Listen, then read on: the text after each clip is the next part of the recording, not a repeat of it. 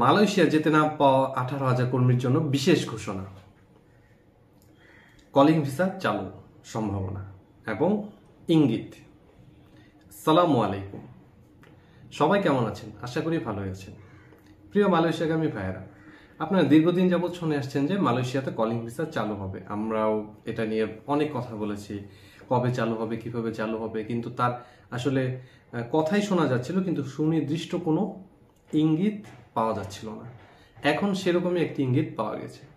গত বছর মালয়েশিয়াতে যে 18,000 কর্মী যেতে পারেননি, তাদের ব্যাপারে একটি ঘোষণা এসেছে এবং ঘোষণাটি কোনো সংবাদ মাধ্যমের কোনো খবর নয় বা কোনো ইউটিউবেরও খবর নয়। ঘোষণাটি এসেছে সরাসরি বাংলাদেশ সরকারের পক্ষ থেকে এবং এটা প্রত্যেকটা কর্মীর জন্যই এটাকে নির্দেশনা দেওয়া হয়েছে এবং ঘোষণাটি এসেছে বয়েসেল অর্থাৎ বাংলাদেশ ওভারসিজ বাংলাদেশের বৈদেশিক কর্মসংস্থান এবং শ্রমশক্তি মন্ত্রণালয়ের যে মন্ত্রণালয় রয়েছে তাদের পক্ষ থেকে। তো ঘোষণাটি কি, এই ব্যাপারে আমরা বিস্তারিত আলোচনা করব। বিস্তারিত জানতে ভিডিওটি না টেনে শেষ পর্যন্ত দেখুন এবং প্রবাসের খবরাখবর সবার আগে জানতে চ্যানেলটি সাবস্ক্রাইব করে অল বাটন অন করে রাখুন। ধন্যবাদ। চলুন বিস্তারিত জেনে নেওয়া যাক। আপনাদের সাথে আছে আমি মোহাম্মদ নাসিম।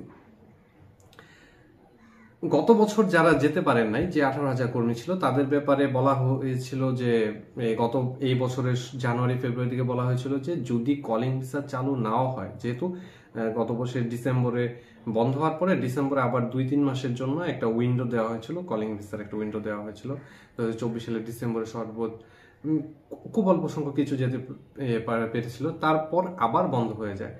কিন্তু জানুয়ারি ফেব্রুয়ারি থেকে আবার একটা ঘোষণা দেওয়া হয় যে মালয়েশিয়া কলিং ভিসা আবার চালু হবে এবং যদি চালু নাও হয়, যে 18,000 কর্মী আগে নিবন্ধন করেছিল তাদের নিবন্ধনের বিভিন্ন পর্যায়ে ছিল। কারো ফ্লাইট টিকিট হয়ে গিয়েছিল কিন্তু যেতে পারেননি, যেই দিন বন্ধ করে দেওয়া হয়েছে তারপর তাদের ফ্লাইট ছিল। কারো ম্যান পাওয়ার হয়ে গিয়েছিল, কারো সবকিছু বিএমটি ক্লিয়ারেন্স হয়ে গিয়েছিল, কিন্তু সর্বশেষ মুহূর্তে গিয়ে যেতে পারেননি যে কোনো কারণেই হোক।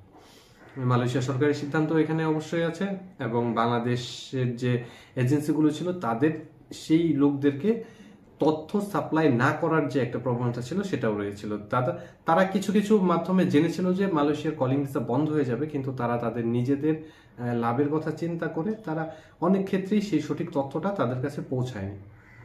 এখন এই কর্মীদেরকে নিয়ে সরকার, বাংলাদেশ সরকার যেমন বিব্রতকর পরিস্থিতিতে আছে, মালয়েশিয়া সরকারও তেমন ঠিক বিব্রতকর পরিস্থিতি আছে, কারণ তাদের ইস্যু করা কলিং এর পরও যারা যেতে পারেননি এদেরকে নিয়ে বাংলাদেশ সরকার সিদ্ধান্ত জানিয়েছিল এবং মালয়েশিয়া সরকার সিদ্ধান্ত জানিয়েছিল যে এদেরকে যদি কলিং চালু করে নতুন কর্মী নাও নেওয়া হয়, তারপরেও এই 18,000 কর্মীকে নেওয়া হবে। এবং প্রথম ধাপে গত মে মাসে আমরা জানতে পারি যে মালয়েশিয়ার পক্ষ থেকে জানানো হয়েছে প্রথম ধাপে 7,900 জনকে নেওয়া হবে। এখন এই 18,000 কর্মীর সবাই কিন্তু এখন যে আবার মালয়েশিয়া যাওয়ার জন্য রেডি আছে, ব্যাপারটা কিন্তু এমন নয়। অনেকে আছে অনেক দেশে বাইরে, সৌদি, মিডল ইস্টে কিছু দেশ, কাতার, কুয়েত, এগুলোতে চলে গিয়েছে।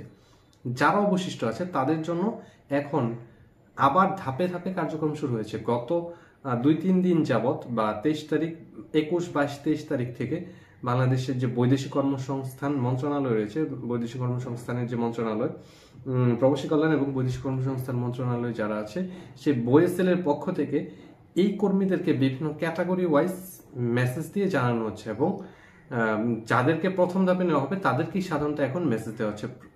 এতে আশাহত হওয়ার কোনো কারণ নেই যে আপনার কাছে মেসেজ আসেনি বা আপনি এখনো মেসেজ পাননি, এতে আশাহত হওয়ার কিছু নেই। সব কর্মীকেই নেওয়া হবে এবং সেটা ধাপে ধাপে নেওয়া হবে।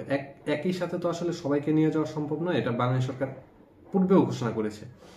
তাদের সে কর্ম অনুযায়ী বিভিন্ন ক্যাটাগরিতে, যেমন কিছু কিছু বর্তমানে কনস্ট্রাকশন, তারপর প্লান্টেশন, এই ধরনের কিছু কিছু ক্যাটাগরিকে প্রাথমিকভাবে যেটাকে প্রাধান্য দেওয়া হচ্ছে। কনস্ট্রাকশন ক্যাটাগরিতে অনেক কর্মী আছে, তাদের কাছে মেসেজ চলে গিয়েছে বাংলাদেশ বয়েসেল যে আছে, বাংলাদেশ প্রবাসী কল্যাণ এবং বৈদেশিক কর্মসংস্থান মন্ত্রণালয়ের পক্ষ থেকে, এই বয়েসেলের পক্ষ থেকে মেসেজ গিয়েছে যে আপনারা আপনাদের নিকটস্থ তাদেরকে একটা নির্দিষ্ট তারিখ এবং তাদের জেলার যেই টেকনিক্যাল ট্রেনিং সেন্টার টিটিসি রয়েছে, সেখানে 15 দিনের একটা ট্রেনিং করার জন্য তাদেরকে একটা নির্দেশনা দেওয়া হয়েছে এবং এটা সরকারি নির্দেশনা, এটা কোনো এজেন্সি নির্দেশনা নয়।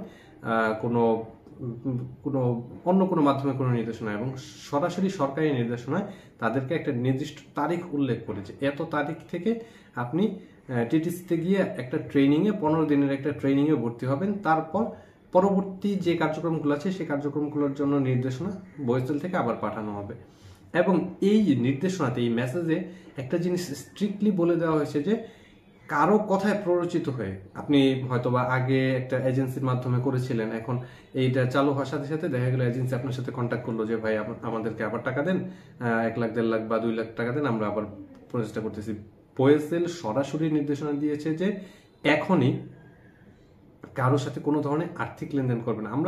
আমরা নিশ্চিত নই, তবে আশা করা যায় যে এই সম্পূর্ণ কার্যক্রমটা হয়তোবা বাংলাদেশ সরকার তার নিজস্ব ব্যবস্থাপনা, যে 18,000 যেতে পারেনি তাদের যে কার্যক্রমটা, বাকিদের না, বাকি যে কলিংগুলো চালু হবে তাদের না, যে 18,000 যেতে পারেনি তাদের যে কার্যক্রমটা, এটা হয়তোবা বাংলাদেশ সরকার তাদের নিজস্ব ব্যবস্থাপনায় খুব নামমাত্র মূল্যে বা খুব অল্প পরিমাণ টাকায় তাদেরকে আবার মালয়েশিয়া পাঠানোর একটা ব্যবস্থা করবে। এবং এর জন্যই বয়েসেল থেকে বারবার নির্দেশনা দেওয়া হয়েছে, প্রত্যেকটা মেসেজ উল্লেখ করা হয়েছে এবং যারা যোগাযোগ করেছে, বয়েসেলে গিয়ে যোগাযোগ করেছে, অন্য কোনো মাধ্যমে যোগাযোগ করেছে, তাদেরকে বলে দেওয়া হয়েছে যে কারোর সাথে কোনো ধরনের আর্থিক লেনদেন করবেন না, কারো কাছেই পাসপোর্ট জমা দিবেন না। আপনার পাসপোর্ট যদি জমা দেওয়া থাকে তাহলে সেটা উঠায় নিয়ে এসে আপনার হাতে রাখুন, যাতে বয়েসেল যদি আপনাকে ডাকে বা আপনার যে পরবর্তী যে কার্যক্রমের কথা বলে, তাহলে সেই ক্ষেত্রে আপনি যাতে তাদের সাথে কোঅপারেট করতে পারেন।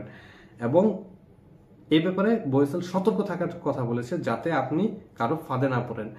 এখন পর্যন্ত মোটামুটিভাবে আশা করা যায় এর পুরোপুরি ব্যবস্থাপনায় বয়েসেল নিজে করবে। যদি সেটা না করে কোন পর্যায়ে কি আসবে সেটা নির্দেশনা তাদের কাছ থেকে পাওয়া যাবে, কিন্তু নির্দেশনা পাওয়ার পূর্বে আপনি কারোর সাথে কোনো ধরনের আর্থিক লেনদেন করবেন না। এবং আবারও আমরা সতর্ক করছি, যাদের কাছে মেসেজ আসেনি এখনো, আপনাদের আশাহত হওয়ার কোনো কারণ নেই, আপনাদের কাছে মেসেজ যাবে। বাংলাদেশ সরকার যে দায়িত্ব নিয়েছে সেই দায়িত্ব আমরা আশা করি তারা যথাযথভাবে পালন করবে। এবং যেহেতু 18,000 কর্মী সবাইকে একসাথে নিয়ে যাওয়া সম্ভব নয়, তাই সেটা ধাপে ধাপে এবং ক্যাটাগরি ওয়াইজ যে আলাদা আলাদা ক্যাটাগরিতে যারা গিয়েছিল, রেজিস্ট্রেশন করেছিল বা যাদের যাওয়ার কথা ছিল, সেই ক্যাটাগরি ওয়াইজ নেওয়া হবে। সেক্ষেত্রে আপনার হয়তোবা একটু সময় লাগতে পারে, আপনি যার এখন যে মেসেজ পাননি আপনার হয়তোবা একটু সময় লাগতে পারে, কিন্তু আশাহত হবেন না। এবং মেসেজ না আসার পূর্বে কারোর সাথে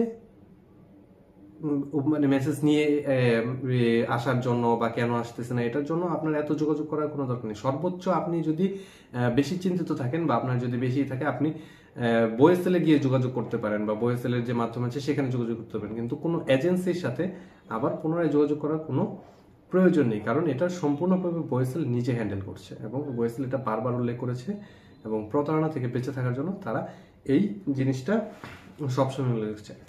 তো এই ক্ষেত্রে আমাদেরও পরামর্শ থাকবে, আপনারা বাংলাদেশ সরকারের উপর আস্থা রাখুন, বয়েসেলের উপর ভরসা রাখুন।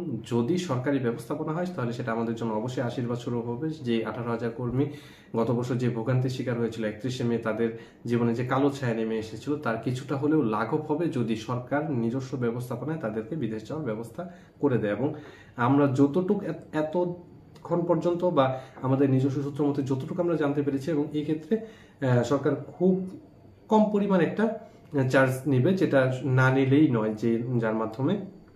এবং আশা করা যায় যে সম্পূর্ণ ব্যবস্থাপনাটাই বয়েসেল নিজস্ব তত্ত্বাবধানে করবে। আর যদি তারা না করে তাহলে কিভাবে যাবে তার একটা নির্দেশনা তারা জারি করবে।